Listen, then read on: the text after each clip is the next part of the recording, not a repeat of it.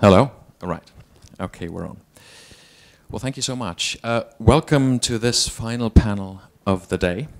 Thank you to the Amadeus Institute and President Fassi for organizing an excellent conference. The final panel is on green growth, global models in sustainable and affordable energy. My name is Harold Hubaum. I lecture energy and climate policy at the School of Oriental and African Studies, the University of London. And really what we want to discuss in this session is what we understand green growth to be. What are green growth opportunities? What are challenges and barriers to green growth?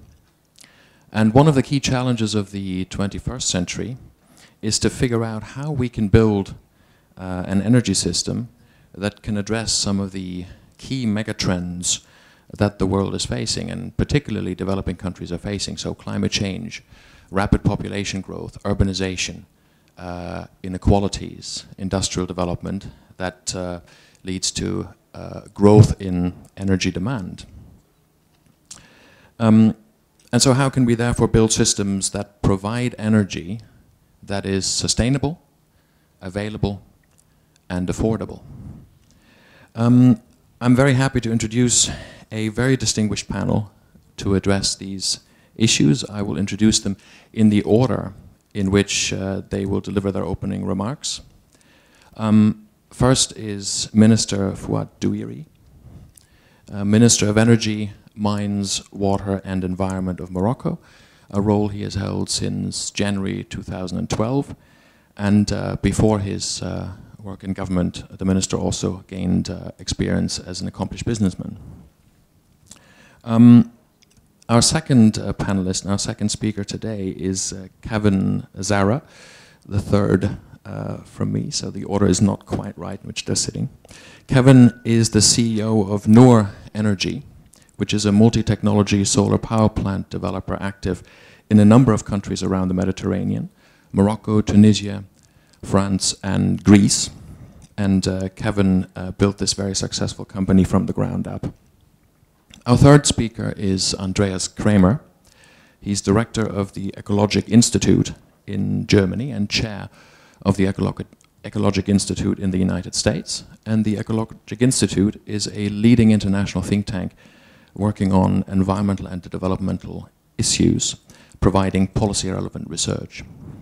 Our fourth speaker is Max Jönsson, CEO of Chemrec. And Chemrec is a company which develops technology for black liquor gasification and biofuels. And Chemrec has for 3 years running been ranked by the Cleantech Group as one of the top 100 global green tech companies. Our final speaker, last not least of the day, is Sylvia Perriand-David. She's senior energy specialist in the MENA region of the World Bank. Sylvia works with governments in Morocco and Tunisia on projects to finance energy, particularly energy efficiency and renewables. But she has 3 decades worth of experience working on climate and energy policy at various different levels in the United States, Europe, and Northern Africa. So thank you very much to all of you.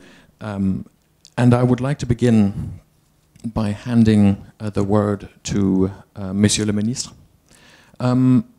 We know that Morocco has set itself some very ambitious goals, some very ambitious targets for renewable electricity generation. 40% by 2020, with billions of investment in solar, as well as investments in energy efficiency and other steps taken to develop a green growth agenda. So you are Minister for both energy and environment, and that can be quite difficult in squaring the circle and providing solutions for both the environment and affordable energy. My question to you would be, is Morocco on track to meet its renewable energy targets? Thank you very much. As far as the majority of the audience is French-speaking, I will speak French, with your permission. D'abord, ça va bien, merci. en étant ministre de l'énergie et de l'environnement. Je crois qu'on est tout à fait à l'aise. Et j'essaierai, dans mon intervention, d'expliquer pourquoi on peut être à l'aise en ayant les deux portefeuilles. Je voulais d'abord remercier évidemment les organisateurs à travers leur président et toute l'équipe pour ce forum qui nous donne une occasion d'échange, de networking, mais qui en même temps, disons, a comme objet également la promotion du développement et du développement durable dans les pays de la région et à l'échelle internationale. Pour ma part, je vais témoigner en quelques mots de ce que fait le Maroc, parce que c'est un peu ça la question, justement pour éviter cette quadrature du cercle. Et sur le plan institutionnel, je voulais rappeler d'abord que le Maroc s'est très tôt engagé dans le développement durable. Je fais référence, lors de la conférence de Rio en 1992, le Maroc a adhéré à l'agenda 21. Et la délégation marocaine, je le rappelle, était présidée par Sa Majesté Mohamed VI, qui était à l'époque prince héritier. Et donc, dès cette époque, nous avions un engagement politique, commitment, pour le développement durable. Une deuxième étape très importante qui vient d'avoir lieu il y a 2 semaines, où nous avons passé au Conseil des ministres une loi très importante qui est la loi cadre pour l'environnement et le développement durable, dont l'objet est d'instituer la dimension développement durable dans l'ensemble des politiques publiques. Et ça, c'est un objet très important. Et je rappelle que cette loi est venue suite à une charte nationale avec des débats dans toutes les régions du Maroc, auquel ont pris part plusieurs milliers de potentialités politiques, économiques, acteurs du monde des ONG. Et c'est donc cette loi a couronné ce travail participatif. Alors sur le plan économique, en quelques mots, vous l'avez rappelé, le Maroc, je citerai 2 grandes politiques qui visent à s'inscrire dans le développement durable et dans l'économie verte. La première, c'est les énergies renouvelables. Dans les énergies renouvelables, il y a tout un dispositif dans le cadre de la stratégie énergétique nationale. 2 piliers importants de la stratégie. Le premier, c'est accorder une large place aux énergies renouvelables dans le mix énergétique national. Et le deuxième pilier, c'est développer l'efficacité énergétique. Alors dans le premier pilier, l'objectif, vous l'avez rappelé, c'est 6000 MW à l'horizon 2020, soit 42% de la puissance installée de production électrique de sources renouvelables. 2000 MW en solaire, 2000 MW en éolien et 2000 MW en hydroélectricité. Dans le dispositif, je rappelle que nous avons d'abord mis en place une loi pour ouvrir la production au secteur privé, et ça c'est très important. C'est une loi qui ouvre donc la possibilité au secteur privé de produire et de vendre à des opérateurs privés toute la production énergie renouvelable en haute tension et très haute tension. Sur nos plans, nous avons, sur l'éolien, c'est un budget d'investissement de 3,5 milliards de dollars, avec, donc aujourd'hui, nous avons déjà 280 MW qui tournent, 720 MW en cours de montage, certaines vont être livrées le prochain trimestre, puis d'ici la fin de l'année, donc ça fait 1000. Sur le deuxième 1000, nous avons attribué les 150 premiers mégawatts à un opérateur. On va signer certainement la semaine prochaine, à l'occasion de la visite du président Hollande, le contrat d'achat d'énergie. Et 850 mégawatts en un seul tenant, donc un seul marché, afin d'avoir un effet d'échelle et une possibilité d'intégration industrielle.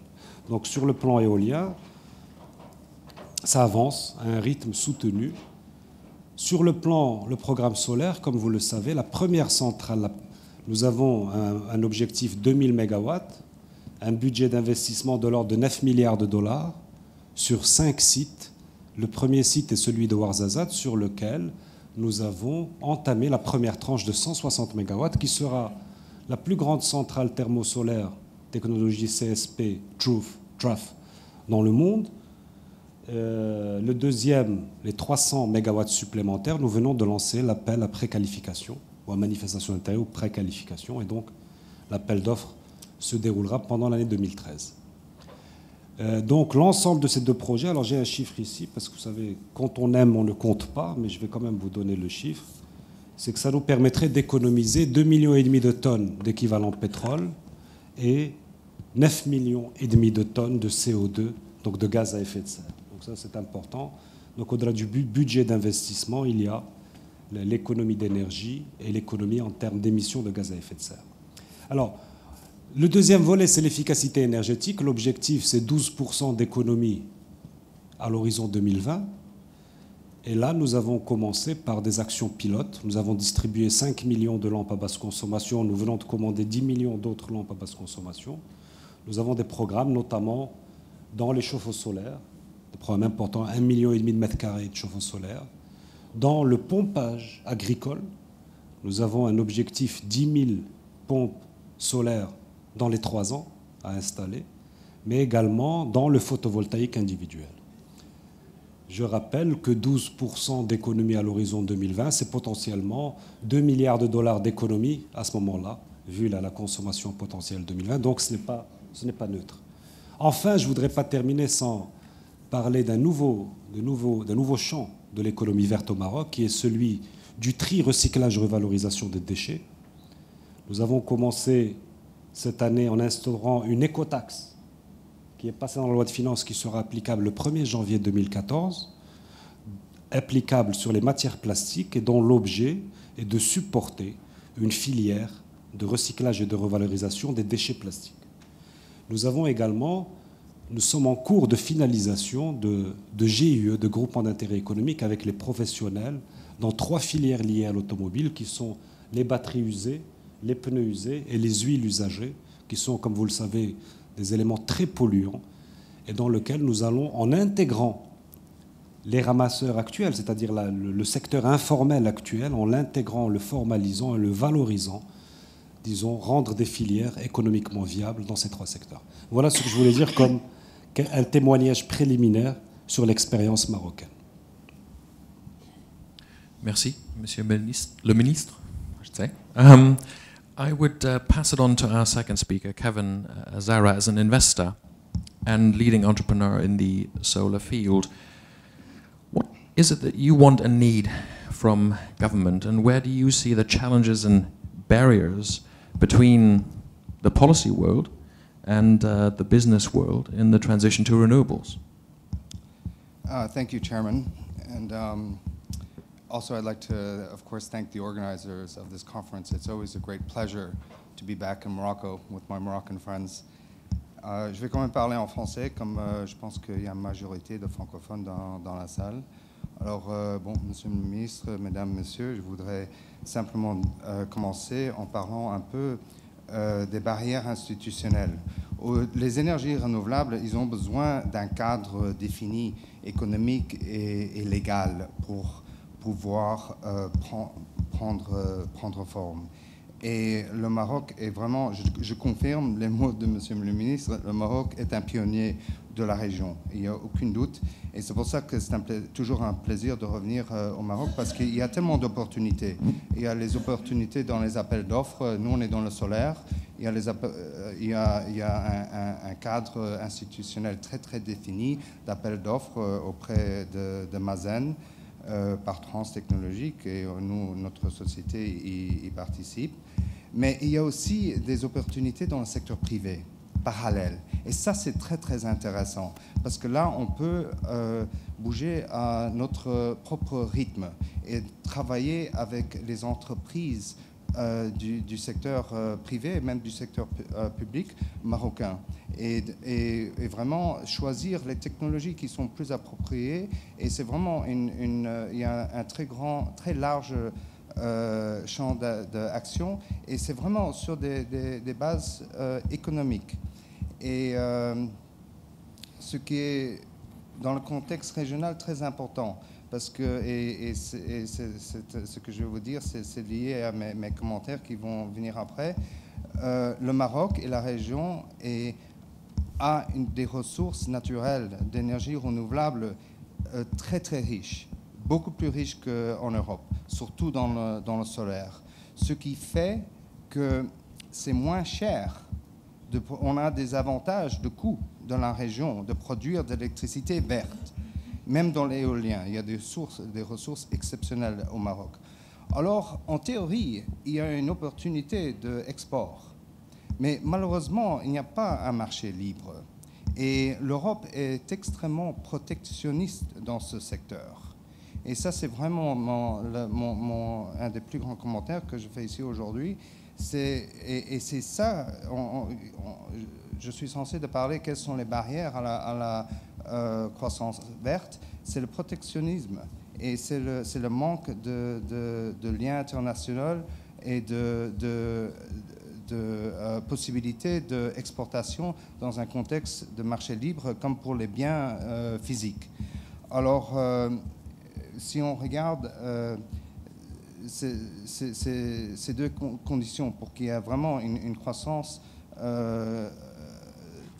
très élevée de ce secteur, il doit avoir un bon cadre institutionnel, comme il y a au Maroc, mais il doit avoir aussi cette deuxième condition d'avoir un marché export qui existe.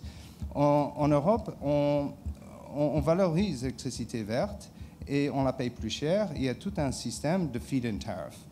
Mais ces feed-in tariffs sont seulement disponibles pour les acteurs domestiques. Si on installe son usine d'énergie solaire dans le pays, c'est la seule manière d'avoir accès la plupart du temps à ces tarifs. Il y a une exception, l'Italie commence à faire des mouvements et il y a des possibilités d'importation, mais les plus grands importateurs d'électricité, les plus grands consommateurs comme d'électricité, comme la France ou l'Allemagne, il n'y a pas cette possibilité d'avoir accès au feed-in tariff.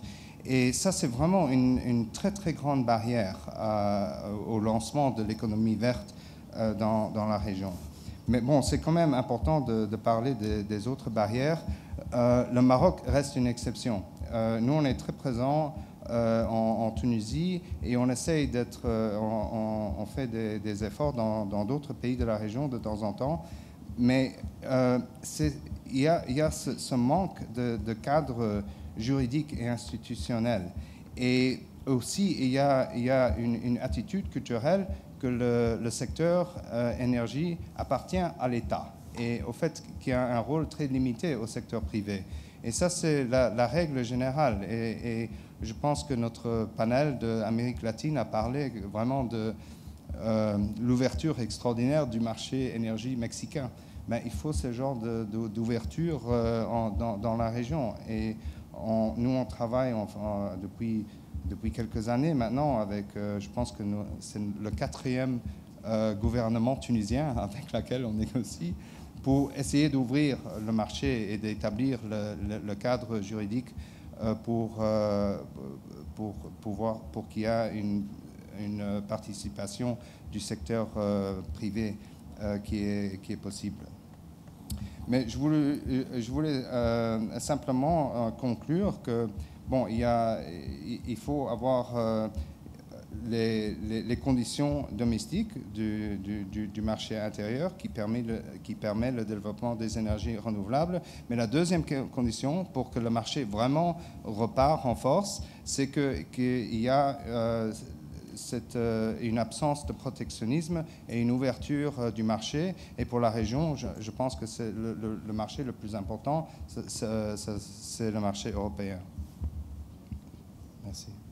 Thank you, Kevin. Now you've obviously touched on a number of the key barriers that hold back development in regions that are so blessed, enriched with natural resources, with wind, with solar, that could be used to a much greater extent, but perhaps are not at the moment. Now, Andreas, perhaps you could follow on from this. The question many people would be asking themselves is, how fast can we possibly transition to renewables? Are we really seeing the end of fossil fuels? Are they on their way out? We are seeing a shale gas boom in the United States. We've seen quite a few recent discoveries of oil and gas fields in other parts of Africa. And in Germany, we're building coal-fired power plants because the price for an emissions allowance in the EU ETS is too low. What's going wrong? Merci. Je vais m'exprimer en français. Ça sera plus risqué pour moi et plus drôle pour vous. Je voudrais bien féliciter l'Institut Amadeus pour cette conférence. Moi, je travaille dans un think tank, institut politique, et je sais qu'il est très important d'avoir la capacité de faire organiser des rencontres, des réunions des gens, des professions différentes, des origines différentes, des positions différentes pour des échanges. Ça sert à enrichir le discours politique démocratique. Et je voudrais bien aussi féliciter l'Institut Amadeus pour le sommaire, pour cette session dans cette conférence. C'est la première fois que j'ai vu dans un programme sur le thème d'énergie, dans une conférence où il n'y a pas tous les verts, les amis des énergies renouvelables, où il y a un sommaire qui parle des énergies fossiles comme des mâles, des mots, et qui ne mentionne pas la nucléaire. C'est unique. Mais comme vous avez eu le discours du représentant d'une politique française nucléaire, il faut, je crois, rappeler les raisons pour lesquelles la nucléaire n'a pas une place dans des systèmes durables et abordables d'énergie. C'est d'abord le coût de l'électricité nucléaire. On parle toujours du prix auquel l'électricité est vendue au marché. Mais les prix ne sont pas les coûts. Les coûts sont plus larges, beaucoup plus larges, avec des coûts cachés, les coûts futurs, qu'on les appelle, pour la gestion de fuel nucléaire, pour la gestion des déchets, pas résolus nulle part dans le monde. Les coûts croissants. Normalement, dans beaucoup de secteurs, avec beaucoup de technologies, dans beaucoup de pays, chaque fois que le produit agrégé double, les coûts marginaux baissent par 15%. C'est vrai un peu partout dans le monde, c'est une règle presque universelle. La rare exception, c'est la technologie nucléaire. Dans chaque génération de stations nucléaires, les prix ont augmenté et les coûts équilibrés, c'est-à-dire corrigés pour l'inflation des prix, les coûts de chaque génération étaient plus élevés que la génération antérieure. C'est le seul grand secteur où on a ce phénomène que de plus on apprend de la technologie, le plus on apprend les risques, plus on voit les vrais coûts. Et les risques sont si grands qu'on ne peut pas les assurer. Il n'y a pas sur le marché commercial une assurance pour la responsabilité civile des propriétaires, des constructeurs ou des opérateurs de stations nucléaires pour des dommages en cas d'accident nucléaire. Je crois que ça suffit pour aujourd'hui. Vous avez demandé ce qui ne marche pas. En Europe, tout va bien. Oui, en Allemagne, on est en train de construire quelques stations thermiques à charbon, mais la décision pour les construire a été prise déjà 8 ou 10 ans. Maintenant, c'est peu probable qu'on peut gagner d'argent avec ces installations-là. Aux États-Unis, ça ne va pas très bien, mais c'est le système politique aux États-Unis qui est responsable pour cela. En Europe, on a le système d'échange des droits de certificats d'émission de CO2 et des autres gaz, et ça limite les émissions totales. On n'a pas de problème s'il y a une monte pour quelques années d'usage du charbon. Ce qui marche, et je fais la référence à l'Allemagne parce que là on a vraiment le processus, on a pu voir les effets d'une politique poussant les énergies renouvelables. Dans un pays avec une population de 80 millions d'habitants, on a un total d'emplois créés dans le secteur des énergies vertes de 400 000. Le chiffre d'affaires du secteur, c'est à peu près 40 millions d'euros par an. Ces employés, ces entreprises paient des impôts et ils paient des contributions au système de sécurité sociale. C'est largement positif pour la trésorerie, pour les finances publiques.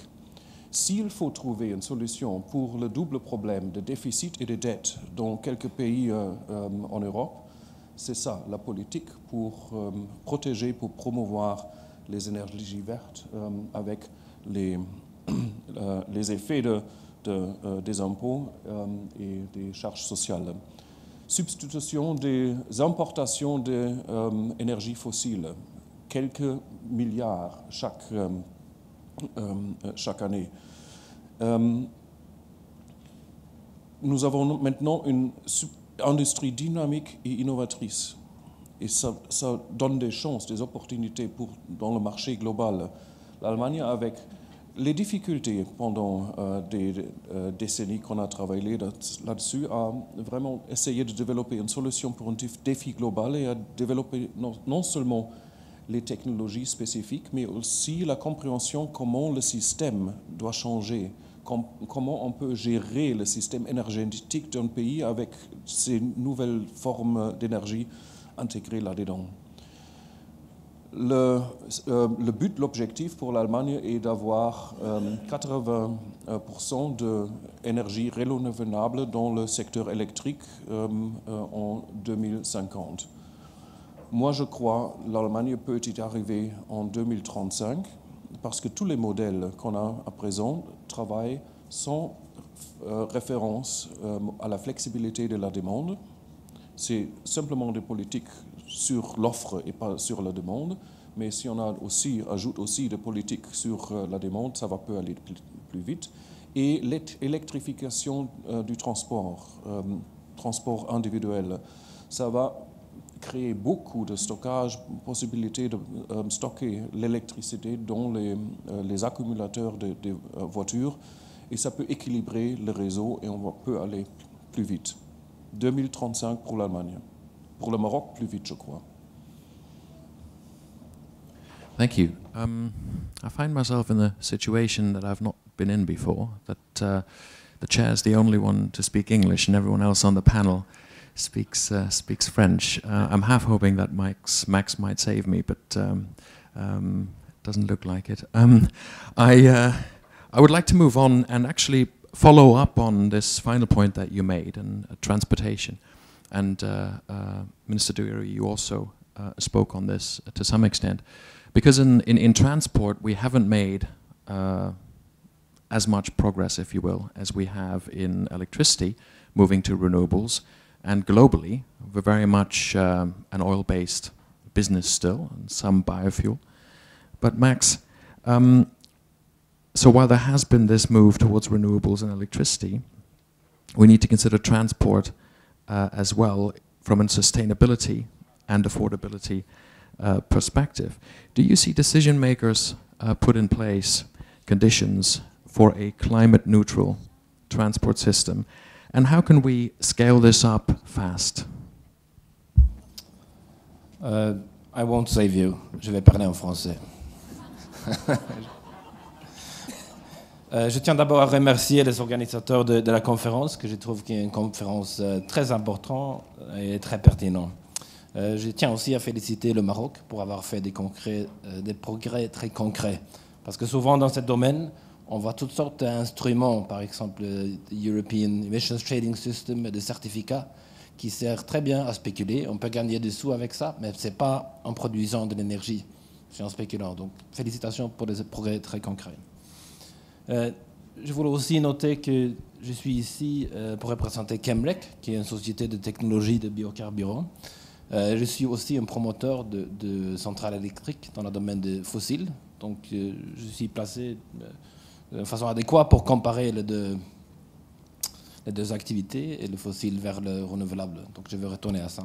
Donc pour la question, je vois des ambitions politiques dans certains endroits. En Suède, par exemple, le gouvernement a formulé une ambition que le système de transport doit être décarbonisé complètement pour 2030.